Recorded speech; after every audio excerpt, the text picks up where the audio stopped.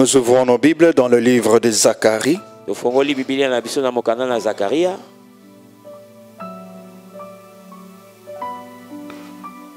sommes dans le chapitre 4. Zacharie, chapitre 4. Alors, il reprit et me dit, c'est ici la parole que l'Éternel adresse à Zorobabel. Ce n'est ni par la puissance, ni par la force, mais c'est par mon esprit, dit l'Éternel des armées. Qui es-tu, grande montagne, devant Zorobabel? Tu seras aplani. Il posera la pierre principale au milieu des acclamations. Grâce, grâce pour elle. Alléluia. Dieu est vivant. Nous acclamons la parole de Dieu. Nous pouvons prendre place.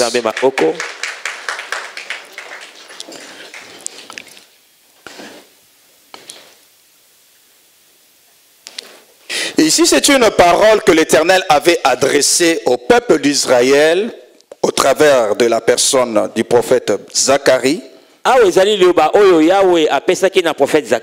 Et à l'époque, Zorobabel était celui qui dirigeait ce peuple. Et Israël était en déportation parce qu'ils avaient péché. Mais lorsque l'Éternel est revenu vers eux, après le temps qu'il avait fixé, il a dit à ce peuple qu'il puisse se sanctifier, qu'il puisse revenir vers lui et que lui reviendra vers eux. Alléluia. Le Seigneur leur avait demandé ça parce qu'il avait des choses à opérer. Il avait des choses qu'il voulait normalement reconstruire. Il voulait que Jérusalem soit reconstruite. Et au travers de la reconstruction de Jérusalem, qu'il puisse rebâtir la vie de son peuple. Parce que Israël, son peuple, était devenu malheureux. Ils n'avaient plus rien. Ils étaient tout le temps sous l'autorité de ceux qui dominaient sur eux. Et ici, à l'occurrence, c'était les Babyloniens. Alléluia. Mais lorsque le Seigneur est revenu vers eux, il leur a dit, Jérusalem sera rebâtie. Mais sachez ce que vous êtes en train de faire. Ou bien ce que je vous demande de faire, ce n'est pas une chose qui se fera d'abord dans la chair. Mais c'est une chose qui doit d'abord commencer par le spirituel. La vie d'une personne, si elle doit être rebâtie, elle n'est jamais rebâti d'abord par la chair. La reconstruction de la vie d'une personne, le Seigneur le commence toujours dans le spirituel. Alléluia. De même, lorsque l'ennemi aussi veut détruire la vie d'une personne, il ne commence pas d'abord par la chair, mais il commence d'abord par le spirituel. Alléluia. Voilà pourquoi notre Dieu, lorsqu'il s'approche de son peuple, il prend soin d'opérer d'abord dans le spirituel avant que cela se manifeste dans la chair. Ici, le peuple d'Israël, sous l'autorité de Zorobabel, le Seigneur leur avait dit que maintenant, voici le temps maintenant, je veux reconstruire cela. Mais à leurs yeux, lorsqu'ils restaient encore dans la chair, ils trouvaient que c'était quelque chose d'impossible. Pourquoi? Parce qu'ils étaient encore dans l'esclavage, bien en déportation. Et puis ils n'avaient plus rien. Ils n'avaient plus de richesse. Ils n'avaient plus de force. Parce que là où ils vivaient, c'était l'esclavage. Et c'était tout le temps de corvée. Quelque part, leur force s'était épuisée. Mais il s'est demandé, nous allons rebâtir Jérusalem. Comment? Parce qu'il se regardait dans la chair. Lorsque le Seigneur vient vers toi, mon frère, lorsque le Seigneur vient vers toi, ma soeur, pour te dire de faire quelque chose, ou bien il te présente quelque chose à faire, ne regarde pas d'abord la chair, mais regarde à l'Éternel. Parce que lui, il est capable de te rendre capable de faire ce qu'il t'a demandé de faire. D'ailleurs, il est impossible de faire la volonté de Dieu ou bien de plaire au cœur de Dieu par ta chair. C'est impossible. C'est impossible. C'est l'esprit qui est connecté à l'Éternel, qui peut faire la volonté de l'Éternel. Alors s'il te demande à faire quelque chose, va d'abord vers lui-même, qui puisse t'amener dans la profondeur, qui puisse t'amener dans les hauteurs, afin que tu puisses entrer dans sa pensée, afin que tu puisses entrer dans son esprit, pour que tu puisses comprendre comment tu vas faire la chose qu'il t'a demandé de faire. Alléluia. Il y a eu un temps où Zorobabel n'était plus capable de conduire le peuple d'Israël parce qu'ils étaient en captivité. Ils étaient sous l'autorité d'un autre. Il y a eu un temps où Zorobabel, où il s'est déconsidéré. Il y a eu un temps où Zorobabel ne savait plus quoi faire pour pouvoir guider le peuple qui lui a été donné. Alléluia. Mais le Seigneur, lorsqu'il te pointe, ou bien il compte sur toi pour faire une mission, peu importe la manière où tu fais la chose ou bien dans quel état tu te trouves, l'apôtre Paul est en train de te dire, je suis fort lorsque je suis dans la faiblesse. Mais c'est-à-dire quelle faiblesse il est en train de parler? C'est de la faiblesse du corps. Et la Bible rajoute encore que la chair est faible, mais l'esprit est toujours bien disposé. Alléluia. Voilà pourquoi le Seigneur, lorsqu'il vient pour qu'il puisse agir en toi, il te donnera les recommandations que tu dois d'abord faire avant, de manière que tu puisses être prêt en esprit, afin que vous puissiez vous mettre, comme on dit dans la musique, dans la même diapason, afin que vous puissiez avancer dans la chose.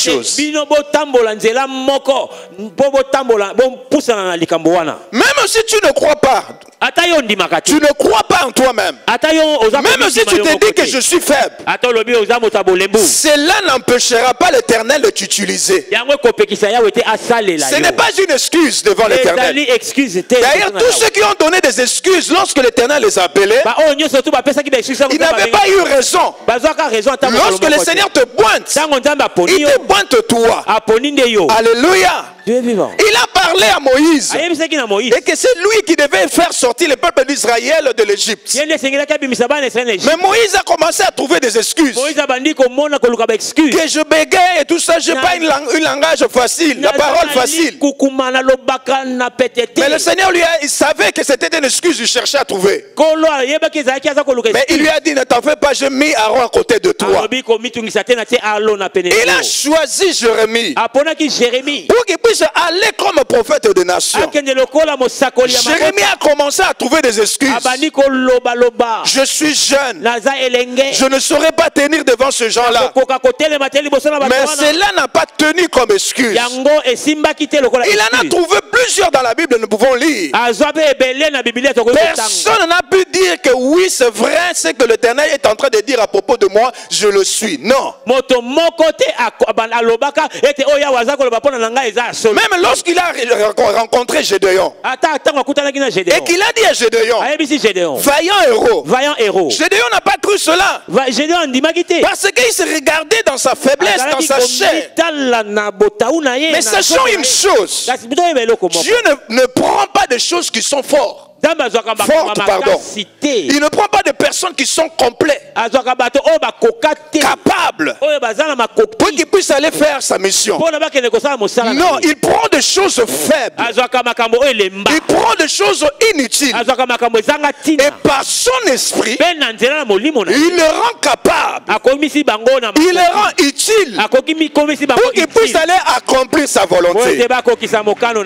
Nous acclamons le Seigneur. Yes. Alléluia. Dieu est vivant. Cette parole est adressée à ADV. Enlevez le mot Zorobabel. Mettez maintenant ADV que tu es.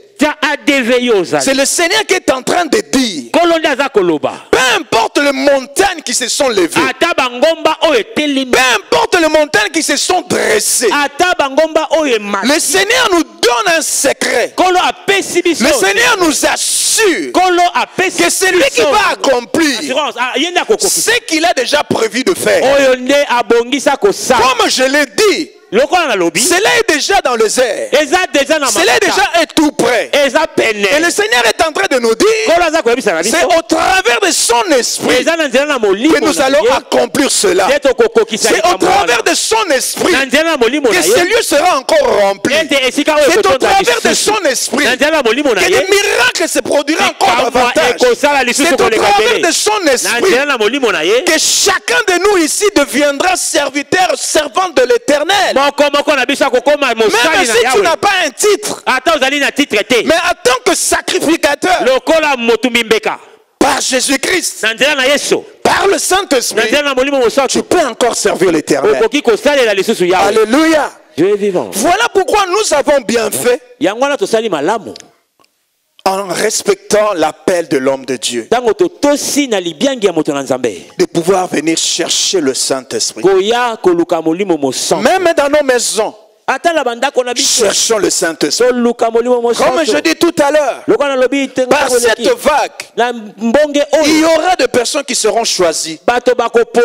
Il y aura des personnes qui seront établies. Il y aura des personnes qui seront élevées. Beaucoup de témoignages suivront. Parce que personne ne peut chercher le Saint-Esprit et qu'il puisse rester le même.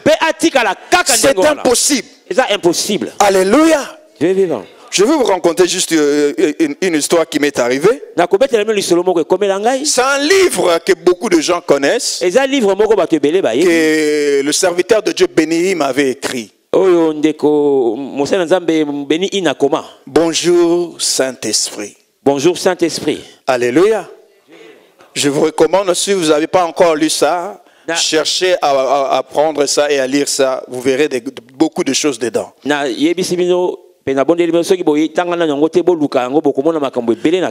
je me suis mis à lire ce livre, je ne sais pas qu'est-ce qui s'est passé lorsque Béni avait écrit ce livre. Mais c'était comme si j'avais ouvert le cœur même du Saint-Esprit. À chaque fois que je lisais ça, la présence du Saint-Esprit s'est manifestée en moi. Je tremblais. Il y avait le souffle en moi, la chaleur. Je ne pouvais pas comprendre ça. C'est alors que je me suis dit qu'on ne peut pas parler du Saint-Esprit, on ne peut pas chercher le Saint-Esprit et rester la même personne. C'est impossible. Depuis ce jour-là où le Seigneur avait permis que ce livre-là puisse tomber dans mes mains, je ne suis plus resté la même personne. Le Seigneur a permis que je puisse avoir l'entendement. Le Seigneur a permis que sa révélation me soit accordée. Le Seigneur a permis que ma vie chrétienne puisse être transformée. Mais ça s'est passé simplement au travers d'un livre. Alléluia. Dieu est vivant. Alors si le Seigneur peut faire ça au travers d'un livre, à combien plus forte raison si son église se met ensemble, se met d'accord pour aller chercher le Saint-Esprit, le conducteur de l'église, c'est lui qui est même le Dieu qui agit dans cette époque. Si on le cherche, est-ce que réellement il nous laissera toujours le même personne? Il laissera l'église de la même manière? Non. Suivons ces recommandations que l'homme de Dieu a donné à l'église. Même pour ta propre vie, cherche le Saint-Esprit. Aujourd'hui, tu échoues dans beaucoup de choses parce que tu as mis le Saint-Esprit à côté. Tu veux faire des choses par toi-même. Tu veux te marier par toi-même. Tu veux travailler par toi-même. Tu veux même servir l'Éternel par toi-même. Mais le Seigneur est en train de te dire, si tu vas compter sur toi-même, tu ne sauras rien faire.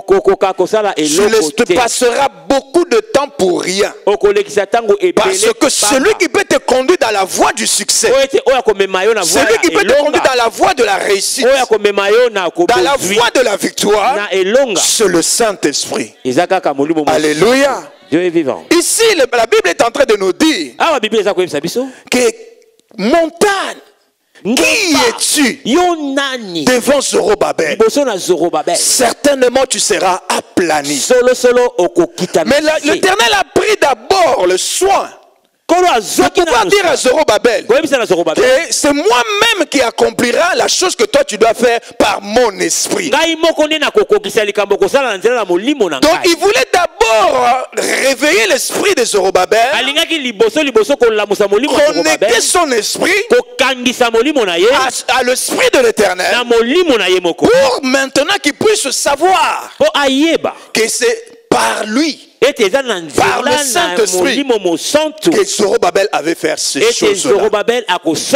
L'Éternel avait montré à Zorobabel, si vous lisez un peu plus haut, il avait montré des visions, des visions spirituelles. Un chandelier qui avait des voies où il y avait ce qui était fait en or. Et il voyait, il y avait aussi sur ces chandeliers, il y avait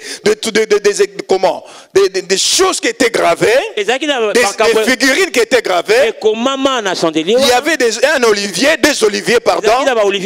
qui étaient gravés là. Et l'esprit de Zorobabel, dans cette vision, était attiré par ce qu'il voyait. Alors il voulait comprendre la signification de ces choses-là. Mais or que l'Éternel, dans sa pensée, dans son esprit, il voulait simplement attirer son esprit, c'est-à-dire réveiller son esprit, afin de pouvoir maintenant lui donner la parole qu'il voulait lui donner. Le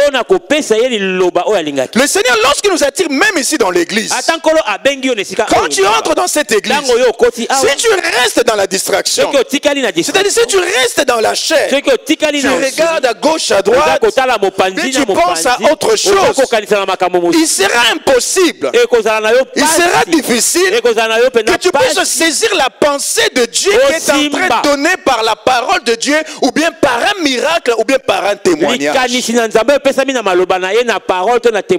Mais le Seigneur sait qu'il fait c'est quoi? Il va te présenter une image qui va te captiver, qui va captiver ton esprit, et ton esprit sera attiré à lui. C'est alors qu'il va maintenant libérer la pensée ou la parole pour que tu puisses comprendre. Alléluia.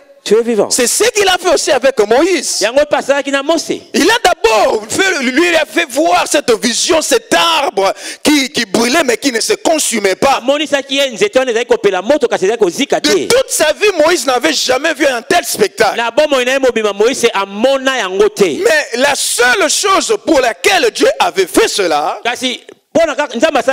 C'était simplement pour attirer l'esprit de Moïse vers lui. Et lorsque Moïse s'est approché, c'est alors que Dieu a commencé à parler. C'est ce que l'homme de Dieu est en train de faire dans cette église. Il veut que nous puissions tous entrer dans l'esprit, afin que lorsque le Seigneur commencera à parler d'une certaine manière, commencera à agir d'une certaine manière, que cela ne soit pas un scandale pour nous. Que cela ne soit pas quelque chose de déjà vu ou bien quelque chose qu'on ne comprend pas, qu'on néglige. Non, mais il veut que nous puissions faire partie de cette vision-là. Il veut ouvrir la pensée. Il veut même donner des dons, donner des grâces et même des ministères, comme je dis tout à l'heure. Mais chaque chose dans son temps. Tu ne t'es jamais dit qu'en venant à l'église, que lorsque tu viens dans l'église, que tu ne penses même pas que l'Éternel peut t'utiliser un jour. Quand on regarde beaucoup de ceux qui viennent à l'église parce qu'ils veulent être serviteurs,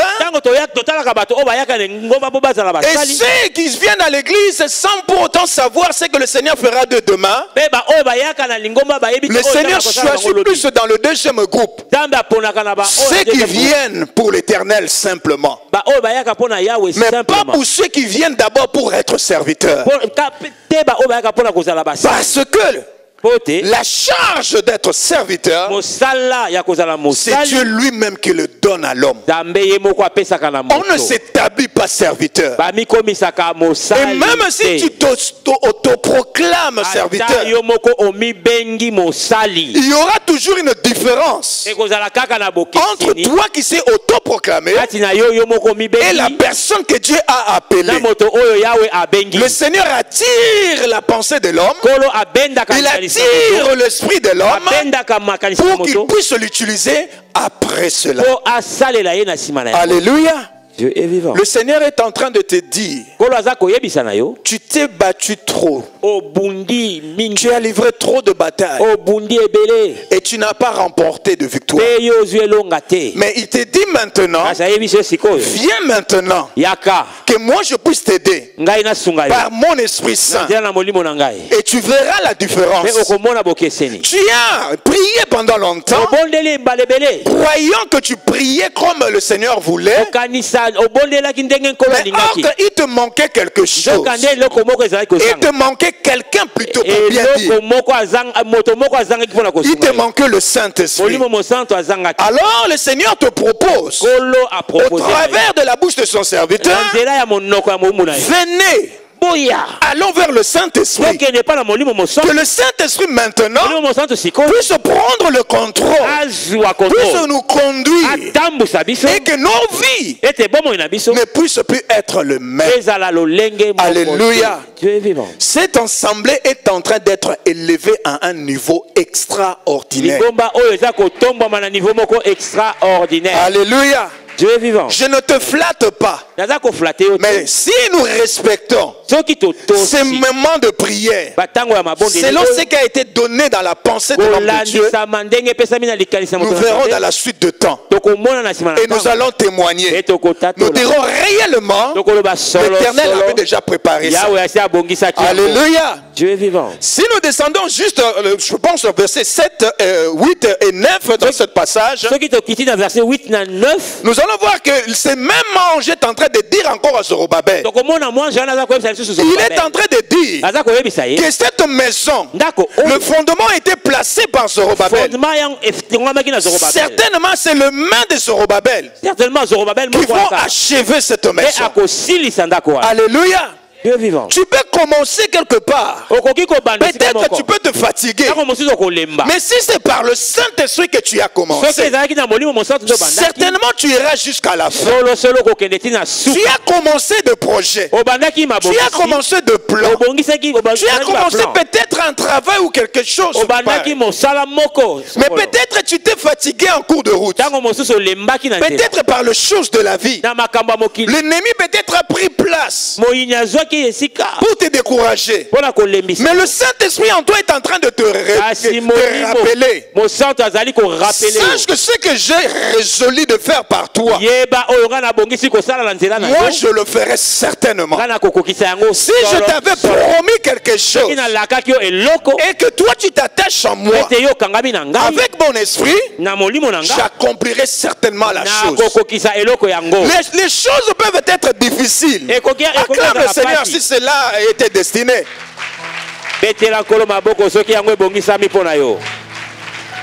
Les choses peuvent être difficiles. La conjoncture peut être difficile. Mais si le Saint-Esprit est avec nous, certainement, nous arriverons à la fin de la chose que Dieu nous a donné de faire. Dans plusieurs cœurs aujourd'hui, parmi d'autres gens aussi dans l'église, ils se sont en train de dire: ah, ADV n'est plus comme c'était avant. Hein. Mais c'est comme si l'onction n'est plus comme avant. Ça c'est le diable. Ça c'est l'ennemi qui veut simplement te dérouter. Il veut simplement que tu puisses plus t'impliquer dans l'église pour que tu ne puisses pas obtenir ce que Dieu a préparé déjà de faire. La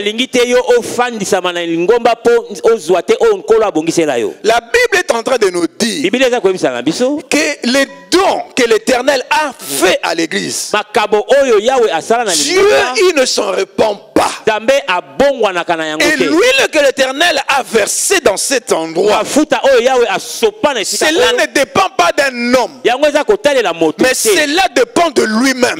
Comme l'Éternel est la source intarissable, je t'assure mon frère, je t'assure ma soeur, l'huile qui est dans cet endroit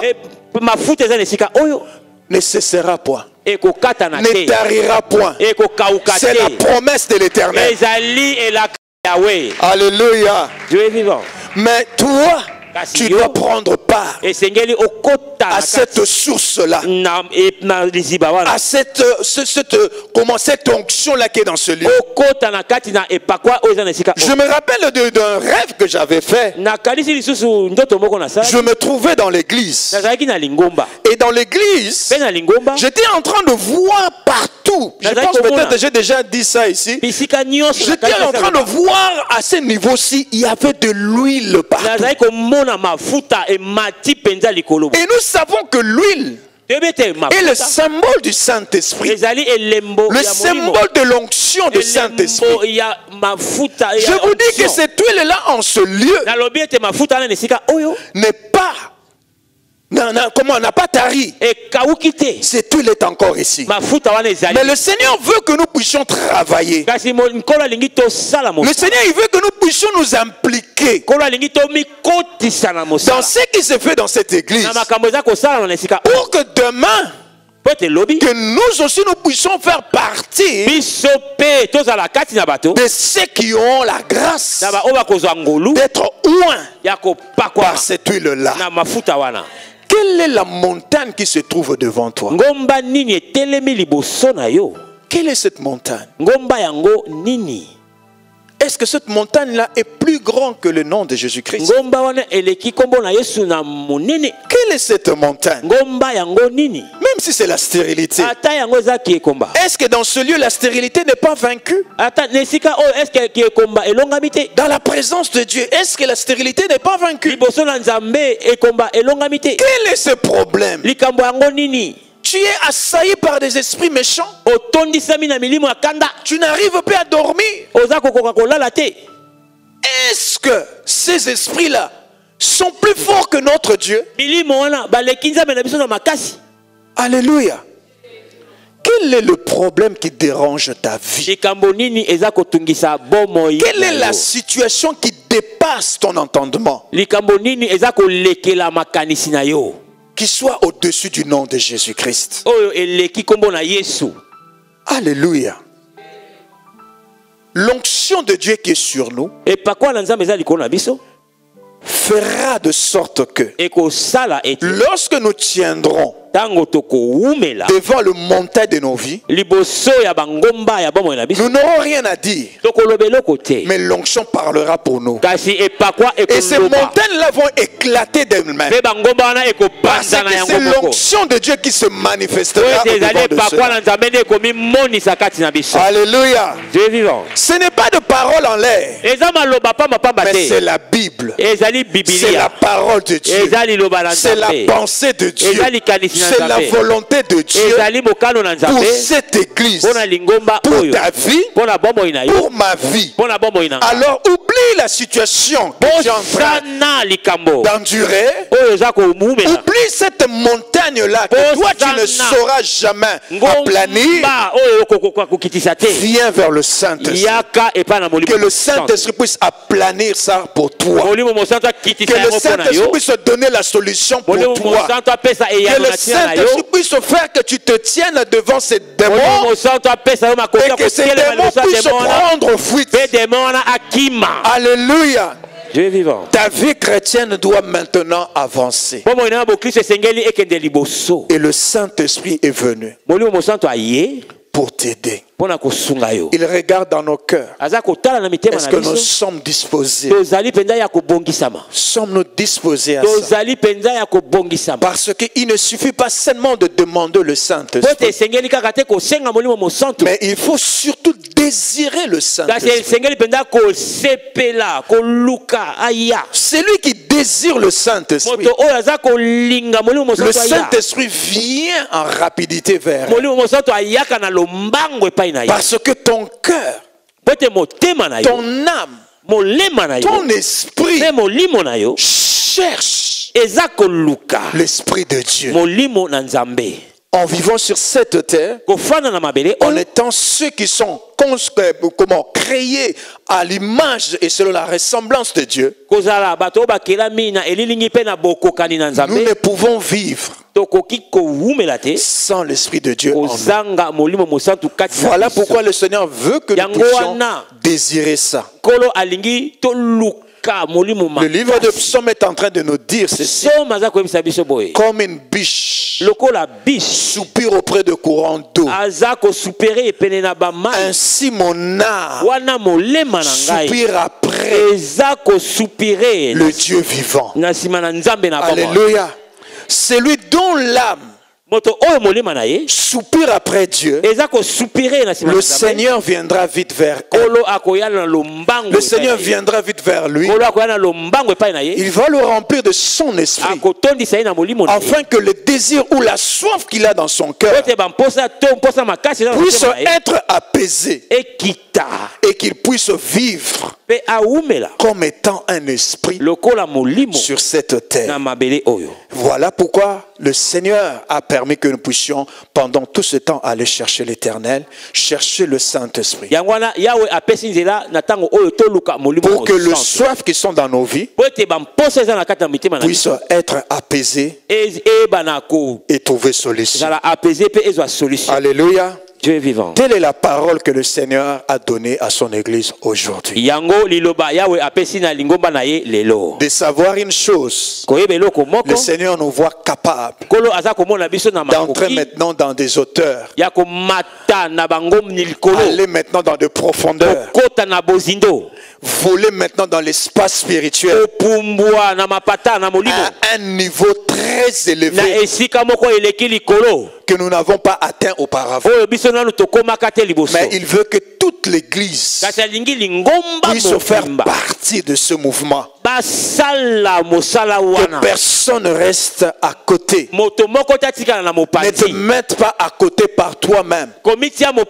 Si le diable vient pour t'alourdir, cherche un frère, cherche une sœur, cherche même des serviteurs, qu'on puisse prendre même 30 minutes ensemble de pouvoir prier pour que nous puissions redémarrer le moteur. C'est ce que le Seigneur veut faire dans nos vies de prière, que ce soit dans nos maisons. Si tu es conscient, que tu as perdu peut-être le goût de la prière, le goût de la parole, tu ne pries plus comme auparavant. Va vers le Saint-Esprit pour qu'il rallume ce feu-là, afin qu'ensemble nous puissions tous se voler dans des hauteurs élevées que Dieu a préparées pour nous. Que le Seigneur bénisse sa parole. Nous acclamons le Seigneur. Alléluia. Alléluia.